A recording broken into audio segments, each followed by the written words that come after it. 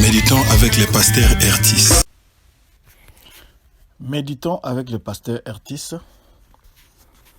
Dimanche, le 8 décembre 2019, nous méditons selon le programme de la Ligue pour la lecture de la Bible, contenu dans le lecteur de la Bible 2019, qui a prévu le texte des Colossiens 1, 15 à 29. C'est la suite du texte entamé hier. Nous allons terminer le premier chapitre aujourd'hui. Une question, est-ce que ce passage m'apprend quelque chose sur Dieu le Père, Dieu le Fils, Dieu le Saint-Esprit? Et nous devons nous poser la question de savoir quel verset m'interpelle le plus. Prenez votre Bible et nous allons prier. Mais avant de prier, pendant que vous êtes en train de prendre votre Bible, ici, l'apôtre Paul nous donne cette preuve de la supériorité de Christ. Il parle aussi de l'œuvre de réconciliation de Christ. Et il dit que l'Église est un mystère caché de tout temps. Prions alors. Père Tout-Puissant, d'éternité en éternité, tu es Dieu. Tu veux nous révéler des choses cachées, des choses que nous ne connaissons pas, mais des choses que ton esprit a communiquées à ton serviteur pour nous en parler. Nous n'avons pas tous le même niveau que lui. Nous voulons que le Saint-Esprit nous aide à saisir ces vérités essentielles, car mon peuple est détruit parce qu'il lui manque de la connaissance. Mon peuple est détruit et dépouillé parce qu'il lui manque de la connaissance. Merci de nous donner cette connaissance au travers de ce texte. Nous t'avons prié par Jésus-Christ. Amen. Shalom bien-aimés. Bon dimanche. Nous allons commencer au verset 15. Le verset 15 nous parle de quelque chose de très important. On nous dit que le Fils est l'image du Dieu invisible. C'est Jésus-Christ qui a fait que le Père et l'Esprit soient visibles aux chrétiens. C'est à cause de Jésus que nous avons une idée du Père. C'est à cause de Jésus que nous connaissons le travail du Saint-Esprit. Il y a aussi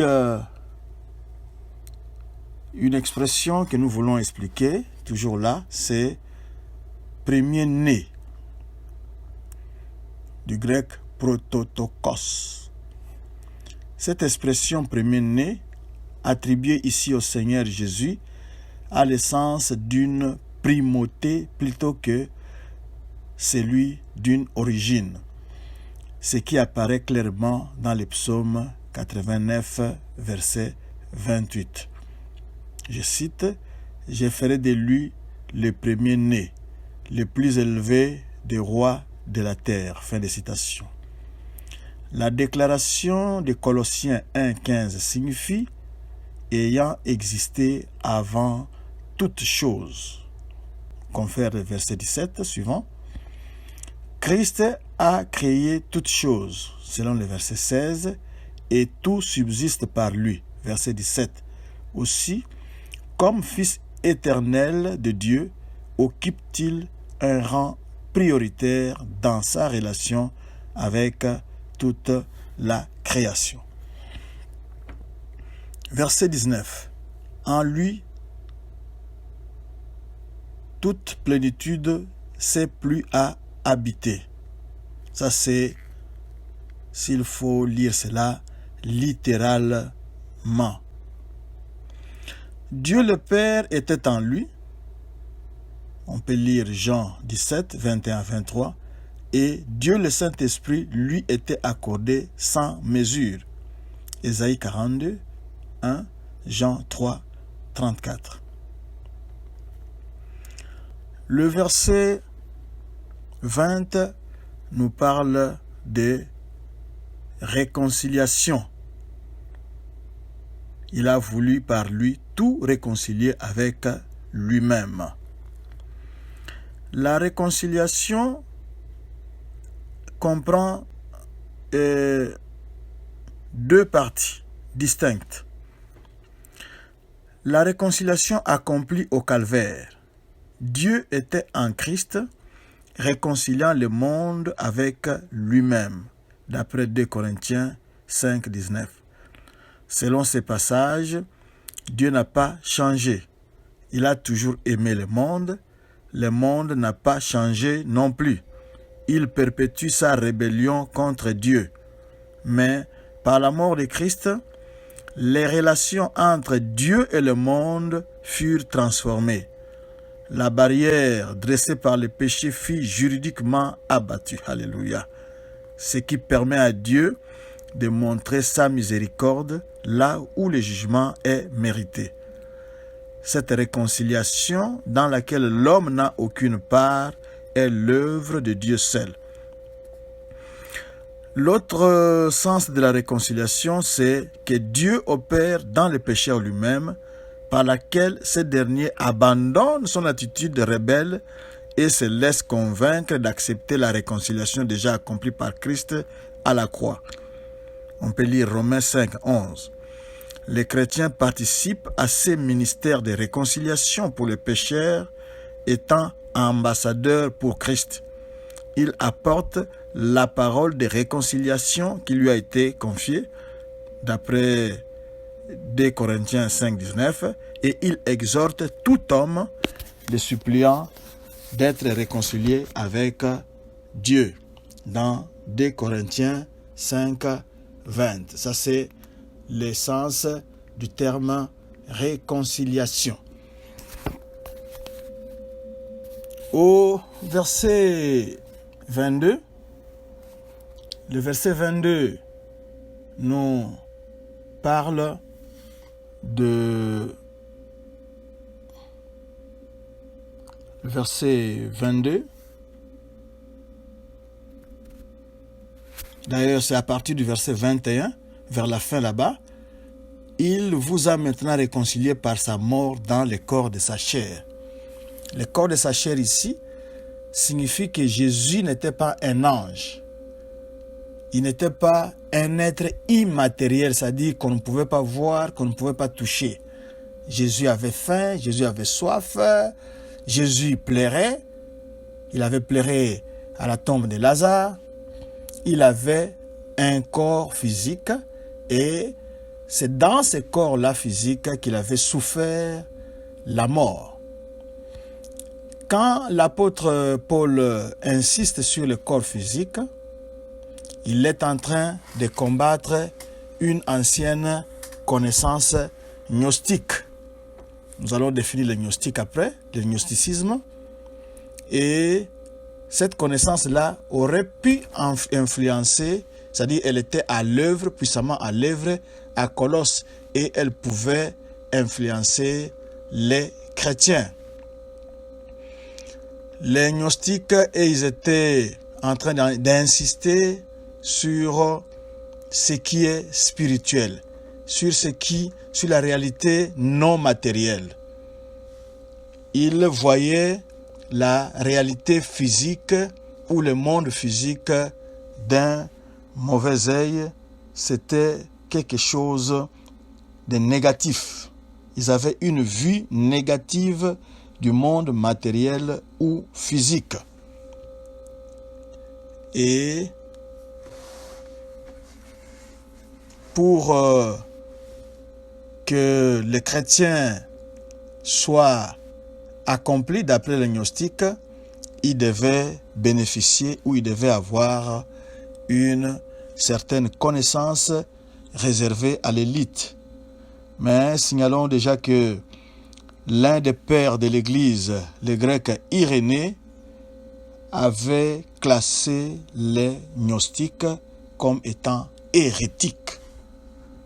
Donc ce n'est pas une doctrine à suivre parce que les gnostiques pensent que la connaissance était réservée simplement à une élite. Mais ici, nous voyons l'apôtre Paul qui dit que la connaissance est disponible à tous. Dès que vous êtes enfant de Dieu, vous êtes sauvé, vous êtes à l'église, vous avez droit à la connaissance. La connaissance s'adresse à tous et non à une certaine élite. Et toujours au verset 22, là où il parle des saints, les saints, nous avions déjà dit que c'était des gens qui étaient mis à part pour Dieu seulement. Ils étaient mis à part. Et cela résulte du travail de réconciliation que Jésus-Christ avait fait à la croix pour réconcilier le monde avec Dieu. Le verset 23, ici, Paul semble reconnaître que les Colossiens étaient à la croisée des chemins, là où des routes se croisent. C'est pour cela qu'il leur demande de continuer à croire à Christ et de vivre selon le message de la bonne nouvelle, le message de l'Évangile. Et il leur prie de refuser d'observer les règles et les traditions des faux enseignants, des faux enseignements qui circulaient à cette époque-là. Ces enseignements menaçaient les chrétiens de les amener dans une direction différente. Ce n'est pas la direction indiquée par Épaphras qui avait fondé cette église, ni les autres apôtres, l'enseignement des apôtres, mais le gnosticisme entraînait les gens.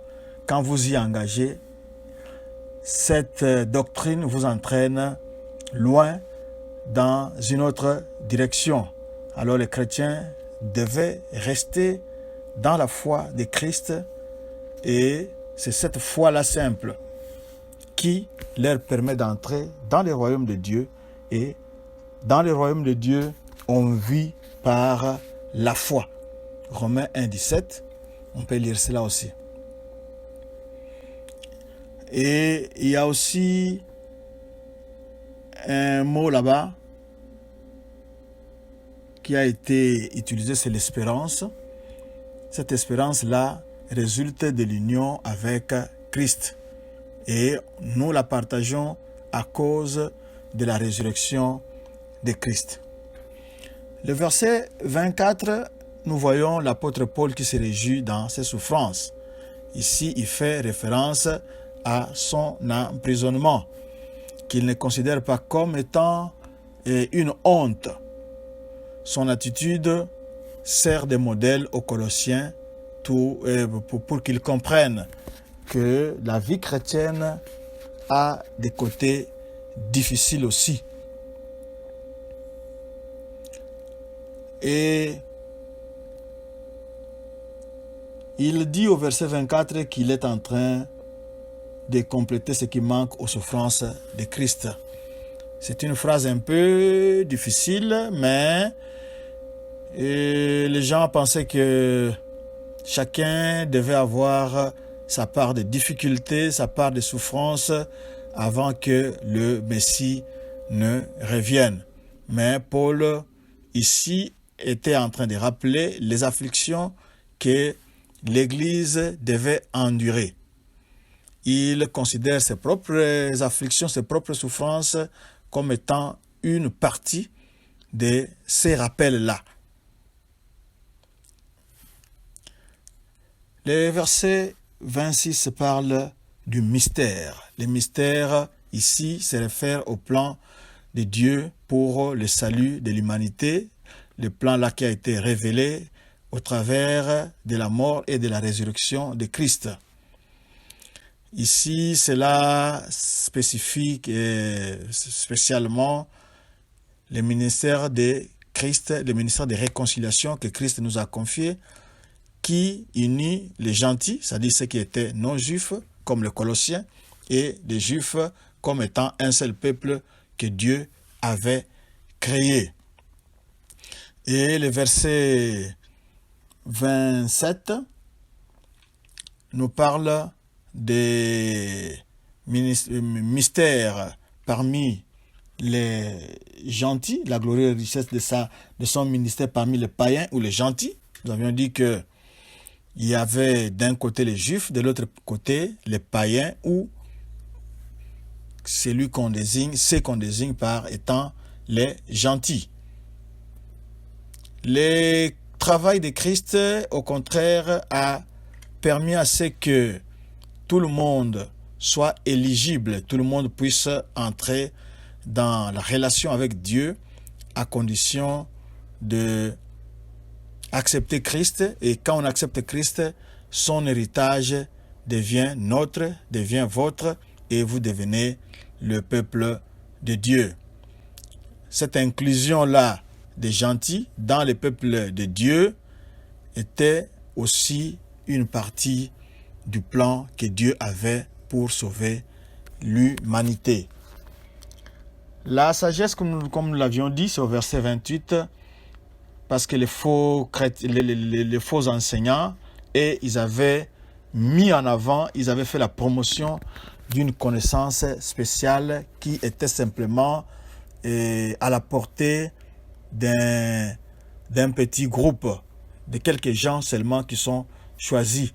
Mais ici, Paul, quand il parle de chaque personne, au verset 28, exhortant tout homme et instruisant tout homme en toute sagesse. Ici, il dit que la connaissance de l'évangile est disponible pour toute personne dans l'Église, pour tous les chrétiens qui sont appelés en maturité en Christ. Et le verset 29 termine par le travail. C'est à quoi je travaille. Le travail de Paul ici, il est en train de travailler sur le chemin de la maturité chrétienne. Il veut que les chrétiens arrivent en maturité. Comme tous les chrétiens, comme tous les croyants, il poursuit le dur travail de faire des disciples avec la présence ou la force de Christ lui-même. Christ est dans l'Église et Paul est en train de travailler pour que les gens puissent mûrir. C'est le but de ce texte ici. Il est en train de vous expliquer, de nous expliquer pour que nous puissions mûrir. Alors, si nous voulons avoir une petite idée de la doctrine gnostique dans l'Église, Henry More avait classé au XVIIe siècle l'Église de Thyatire d'Apocalypse 2, 18 à 29 comme étant souffrant du gnosticisme. C'est question de relire là-bas et voir quels sont les reproches que Dieu adresse à cette Église, car elle avait accepté la connaissance gnostique au sein d'elle. C'est la fin, nous allons prier. Seigneur, merci, tu nous as enseigné, tu nous as révélé ton mystère, tu veux que nous puissions mûrir, tu veux que nous puissions grandir en Christ, la seule connaissance disponible pour tous. Seigneur, merci pour le Saint-Esprit qui déverse dans nos cœurs ton amour et nous révèle ta pensée, ton mystère. Sois béni au nom de Jésus-Christ. Amen. Notre adresse pour retrouver cette méditation, allez à notre page Facebook Église Doxadeo Lushi ou consultez notre chaîne YouTube ou notre adresse Twitter Église Doxadeo Lubumbashi. Visitez aussi notre site internet www.doxadeo.com. Que Dieu vous bénisse. Bon dimanche.